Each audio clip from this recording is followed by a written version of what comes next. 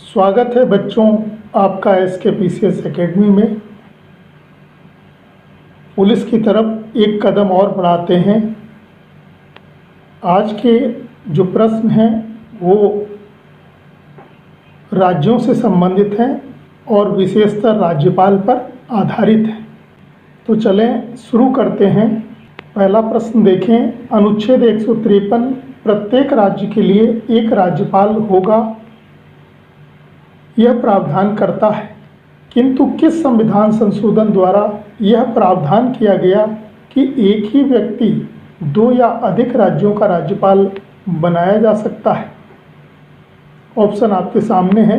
7वां संविधान संशोधन 1956, 42वां संविधान संशोधन 1976, 44वां संविधान संशोधन 1978 या 86वां संविधान संशोधन 2002। सही आंसर हो जाएगा 7वां संविधान संशोधन 1956 के द्वारा यह प्रावधान किया गया है कि एक राज्यपाल ही एक से अधिक, दो या दो से अधिक राज्यों का राज्यपाल बनाया जा सकता है। ये बात अलग है कि यदि दो राज्यों का राज्यपाल बनाया जाता है तो जो वेतन मिलता है वो राष्ट्रपति ये निर्धारित करेंगे कि दोनों राज्य मिलकर जो है उसको किस अनुपात में वेतन उपलब्ध कराएं। हालांकि सैलरी राज्यपाल को एक ही वेतन मिलेगा, ऐसा नहीं है कि वो दो राज्यों का राज्यपाल बना है तो दोनों राज्यों से वेतन प्राप्त करेगा, मतलब दो सैलरी नहीं लेगा। दोनों राज्यों में या तो अनुपात के आधार पर बढ़ जाएगा जैसा राष्ट्रपति महोदय डिसाइड करें, पर सैलरी उसको एक ही मिलती है। Next question. राष्ट्रपति राज्यपाल की नियुक्ति किस अनुच्छेद के तहत करता है? ऑप्शन है अनुच्छेद 153, अनुच्छेद 154, अनुच्छेद 155, अनुच्छेद 156। क्या हो जाएगा सही आंसर? राइट आंसर हो जाएगा अनुच्छेद 155 के तहत करता है। ये अनुच्छेद 153 में क्या है? अनुच्छेद 153 कहता है कि प्रत्येक राज्य का एक राज्यपाल होगा। 154 में राज्यपाल को सहायता देने के लिए एक मंत्रिपरिषद की बात कही गई है और 156 में राज्यपाल का कार्यकाल 5 वर्ष बताया गया है। नेक्स्ट प्रश्न। राज्यपाल की नियुक्ति राष्ट्रपति करता है, इस प्रकार वह केंद्र सरकार द्वारा मनोनीत होता है। यह प्रावधान भारत ने किस देश से ग्रहण किया है? ऑप्शन है अमेरिका, कनाडा, जापान या इंग्लैंड। राइट आंसर हो जाएगा यह प्रावधान कनाडा से भारत ने ग्रहण किया है। अमेरिका में प्रत्यक्ष रूप से निर्वाचित होता है। नेक्स्ट प्रश्न। वर्तमान में राज्यपाल का वेतन है तो कितनी सैलरी मिल रही है इस समय राज्यपाल महोदय को? 2,50,000, 3,50,000, 3 लाख या 4 लाख? राइट आंसर हो जाएगा 3,50,000 वेतन मिल रहा है इस समय। और ये वेतन जो है राज्यपाल महोदय को संचित निधि से दिया जाता है। और संचित निधि का उल्लेख किस आर्टिकल में है? तो संचित निधि का उल्लेख है अनुच्छेद 266 का 1, सब कॉलम क्या है 1। इसमें संचित निधि का उल्लेख है और ये भारत की सबसे बड़ी निधि है। ये निधि संसद के अधीन होती है। बिना संसद की अनुमति से ना तो इसमें धन जमा किया जा सकता है और ना ही निकाला जा सकता है। संसद की अनुमति आवश्यक होती है। आर्टिकल 158 का सब कॉलम है 4। यह अनुच्छेद यह प्रावधान करता है कि राज्यपाल का वेतन उसकी पद की अवधि के दौरान कम नहीं किया जाएगा। नेक्स्ट प्रश्न।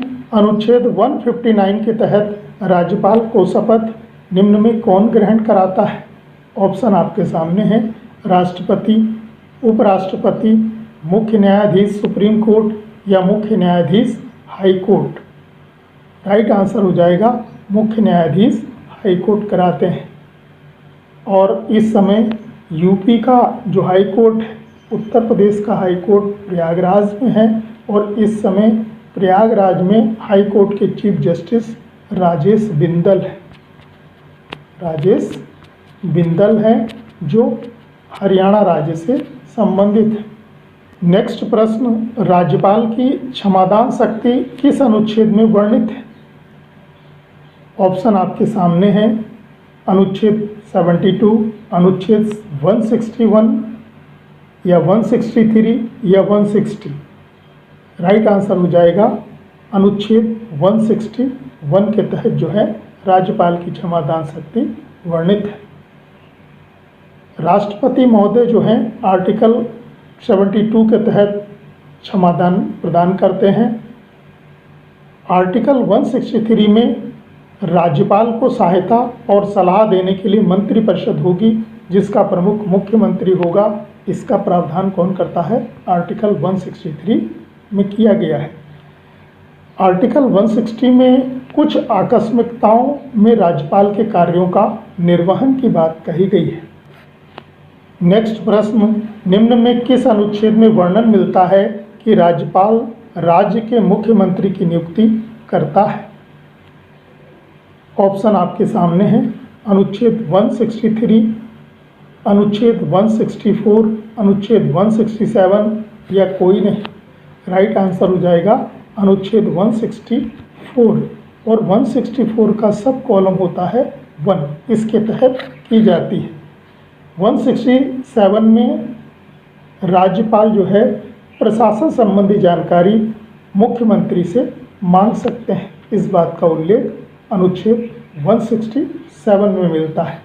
और 163 अभी आपने जाना था, राज्यपाल को सहायता और सलाह देने के लिए एक मंत्रिपरिषद होगी जिसका प्रमुख मुख्यमंत्री होगा। इसका उल्लेख 163 में किया गया है। नेक्स्ट प्रश्न, राज्यपाल साहित्य, कला, विज्ञान, समाज सेवा के क्षेत्र से कितने सदस्यों को विधान मनोनीत कर सकता है? ऑप्शन आपके सामने हैं, 1/3 सदस्य, 1/5 सदस्य, 2/3 सदस्य या 1/6 सदस्य। राइट आंसर क्या हो जाएगा? तो 1/6 सदस्य राज्यपाल महोदय साहित्य, कला, विज्ञान, समाज सेवा से क्षेत्र से जो है मनोनीत कर सकते हैं। अनुच्छेद 171 का सब कॉलम है 3। इस अनुच्छेद में मनोनयन की प्रक्रिया का वर्णन किया गया है। नेक्स्ट प्रश्न, वर्तमान में भारत के कितने राज्यों में विधान परिषदें हैं? ऑप्शन है 5 राज्य, 6 राज्य, 7 राज्य या 8 राज्य। क्या हो जाएगा सही आंसर? तो 6 राज्यों में जो है विधान परिषदें मौजूद हैं। एक हो जाएगा यूपी, उत्तर प्रदेश, जहाँ पर विधान परिषद में कितनी सीटें हैं? 100। दूसरा हो जाएगा महाराष्ट्र, महाराष्ट्र में 78, बिहार यहाँ पर 75, कर्नाटक यहाँ पर भी 75, आंध्र प्रदेश में है 58 और तेलंगाना में हो जाएंगी 40। तो कुल मिलाकर 6 राज्यों में विधान परिषदें वर्तमान में मौजूद हैं।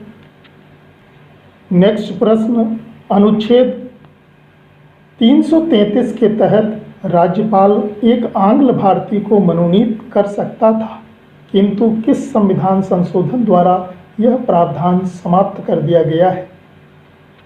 ऑप्शन आपके सामने हैं, कौन सा संविधान संशोधन है?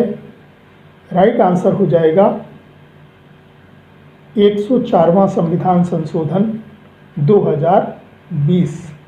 इसके द्वारा जो है ये प्रावधान अब समाप्त कर दिया गया है।